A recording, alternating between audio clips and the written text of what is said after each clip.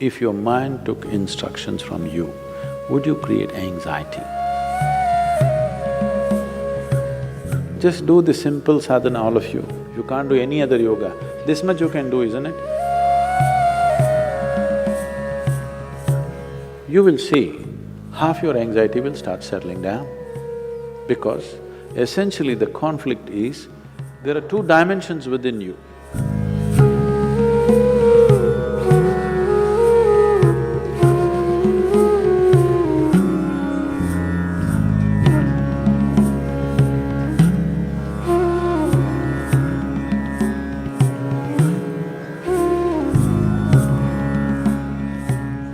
If your mind took instructions from you, would you create anxiety?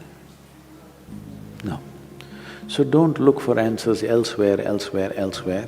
It is just that your own physiology and your psychological patterns not taking instructions from you.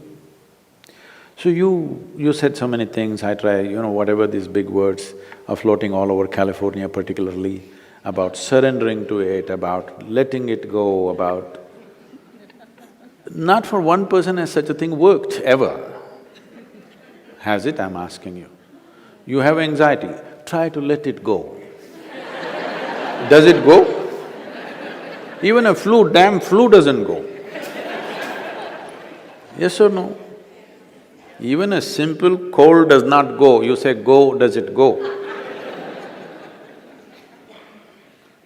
So, let's not get into this fanciful states of surrendering, these are all words thrown around. Nobody knows what is surrender.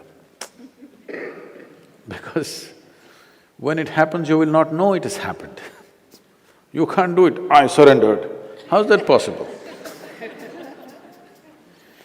So, leaving those things, essentially, as I said, you have not read the user's manual of how this works.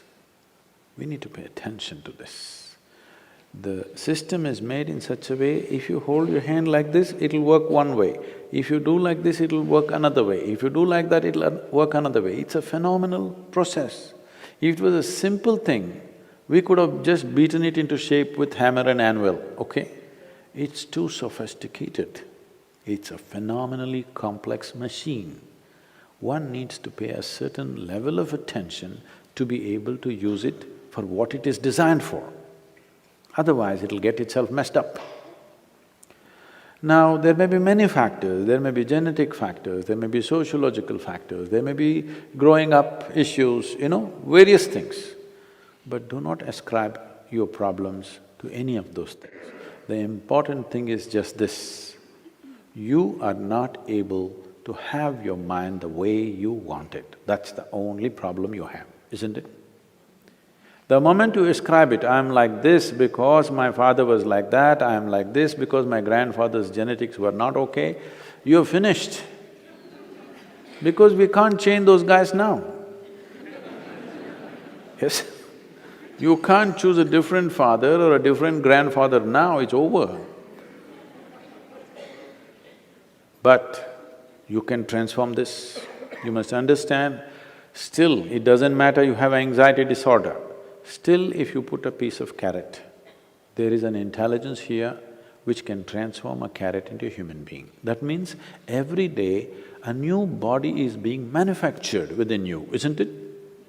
In parts, a new human being is manufactured every day. When the very source of creation is functioning within you and a new human being is constantly being created, if you take little charge of that, you can create an entire new physiological and psychological process. This happened to us some time ago. Last year, we were trekking in Tibet. I was in a tent, I was doing some work and another person was cutting an apple. One of these porcelain knives these days. So the other person around says to this person, "It's a very sharp knife, be careful." It irritates me a bit. I look like this because he's a grown man.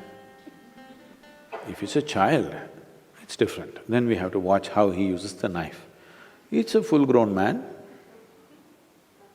And a knife is supposed to be sharp. If it's not sharp, why do you call it a knife? So I ignored it and continued to work. In another 2 minutes, she says again, "It's a very sharp knife, be careful." I said, "Come on, he's a full-grown man, leave him alone, he knows how to use this knife. This stupid knife can't he handle? It's not some earth-moving machinery or spacecraft or something that he doesn't know how to handle. It's a knife." She says, "No, Sadhguru, it's a very sharp knife." All right. And I continue what I'm doing. In another 2 minutes, she whispers to him, "Please be careful, very sharp." And in another 2 minutes, he cuts his finger. Then I give up, okay. This is all that's happening. This is all that's happening with life. You have an intellect for which you don't have a stable enough platform. Or in other words, you have a sharp knife, a very sharp knife in a very sharp knife in your hand, but your hand is not steady. Please see, it's your own mind which is causing all this pain, isn't it? Yes or no? So you have a very sharp knife, the sharper it is, the more you cut yourself. So we don't have to blunt the knife, we just have to have a steady hand, isn't it? Nothing has been done about that. People are trying to blunt the knife with all these sedatives and nonsense. What you take is to blunt the knife. Blunting the knife is not the answer, because if you lower the possibilities of who you are, everything will be okay. If you remove half of your brain, you will be quite peaceful. Because it takes some brain to cause anxiety. If we really remove half of your brain, you will be quite peaceful and you may even be happy, actually. Nothing bothers you. It'll be okay. All right? But that's not what we're looking for. What a human being is looking for is to become limitless in some way. And if this has to happen, you have to create a steady platform. Knife need not be taken away, knife need not be blunted. Only thing is, hand needs to be steadied, isn't it? No process to do that.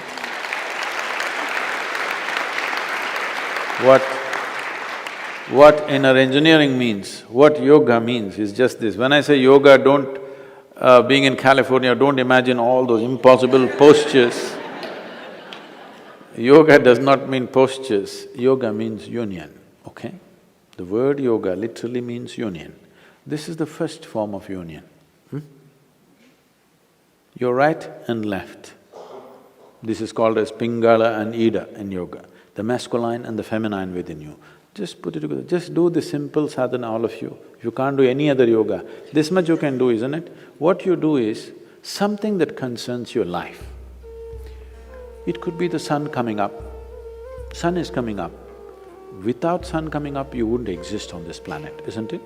The warmth of life is going on within you only because the sun comes up. Without the tree exhaling oxygen and you exhaling carbon dioxide for it and this exchange happening, you wouldn't be alive, isn't it? Like this, look at it, the food that you eat, the sun, the earth that you walk upon, air that you breathe, water that you drink, people who live around you, whatever, you choose anyone.